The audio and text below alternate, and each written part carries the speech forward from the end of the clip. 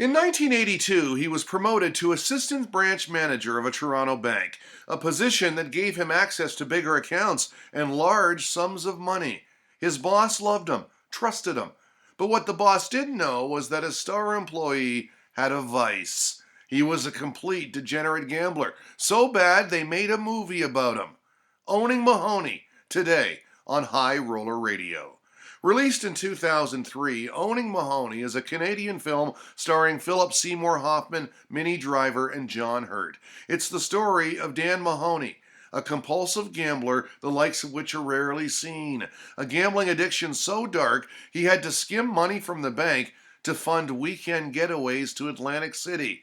There, he was treated like a king by the casinos, but as his life begins to spiral out of control, problems with his girlfriend, mounting losses, larger bets, larger losses, having to embezzle more and more money, the Toronto police begin to close in. "I don't have a gambling problem, I have a financial problem," he said when confronted by his girlfriend.